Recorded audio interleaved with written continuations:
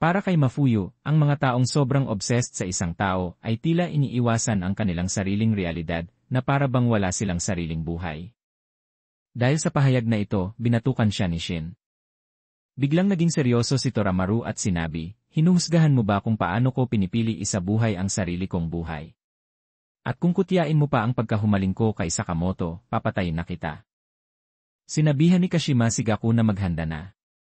Napatigil si Gaku at nagtanong kung magiging masaya ba ang gagawin nila.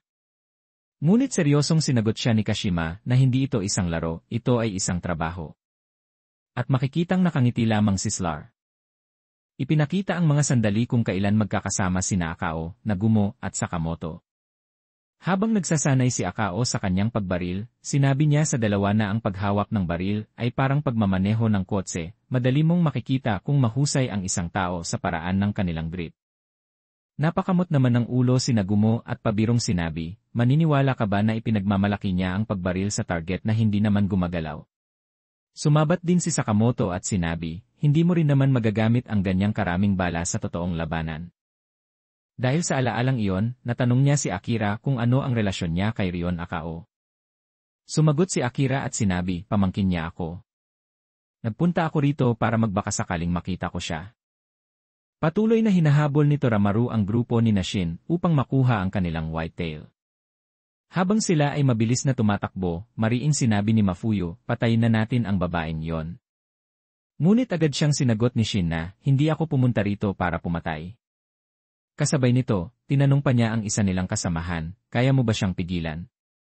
Hindi ba't kasama mo siyang pumunta rito?" Mahinang nagsalita ang kasamahan nila, tila may nais ipaliwanag, "Bago yon, tayo ay papalapit na sa," ngunit hindi na niya natapos ang kanyang sasabihin dahil patuloy na iginigiit ni Mafuyu na patayin ang babae. Samantala, upang bigyan ng tunog ang paghanga niya rito, sinimulan niya ring ayusin ang kanyang sarili at pinraktis ang kasanayan sa pakikipag-usap, lahat ng ito ay bunga ng inspirasyong nakuha niya. Kahit sa pagpatay. Ngunit seryosong nagsalita si Shin. "Mali ka.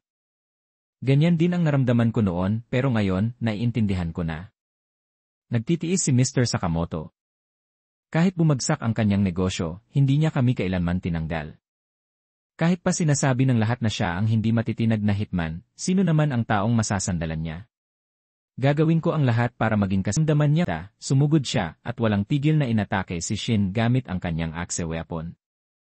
Habang abala sa matinding laban sina Shin at Toramaru, nangungunahan ni Shinaya. Bilib na bilib ang kanyang mga kasamahan sa husay niya sa pakikipaglaban, lalo na't nakakuha na sila ng 3 tail. Tumingin-tingin si Shinaya sa paligid at bigla na lamang niyang tinanggal ang sariling tail. Agad itong napansin ng kanyang kasamahan at nagulat, sabay sabing, "Ibalik mo agad yan. Baka ma-disqualified ka."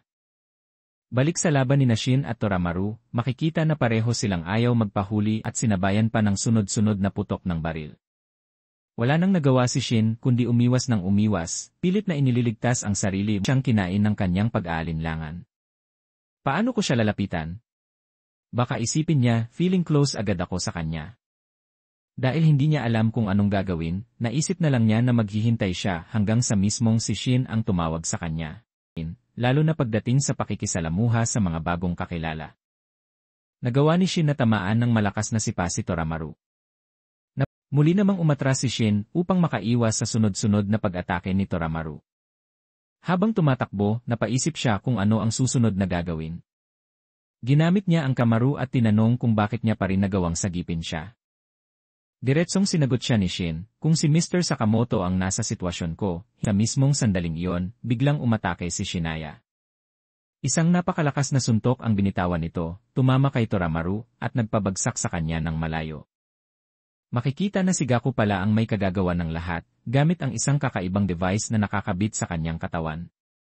Sa parehong sandali, dumating din sina Mafuyu at Kaji, at agad nilang napansin ang ginawa ni Shinaya kay Toramaru.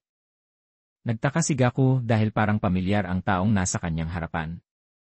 Sa halip na kabahan, namangha siya sa nararanasan at napabulong, so ito pala ang tinatawag na virtual episode na to? Kung oo, palike naman ang video at huwag kalimutang mag-subscribe sa aming channel. Malaking tulong yun para sa amin bilang small content creators. Maraming salamat po, arigatou gozaimasu.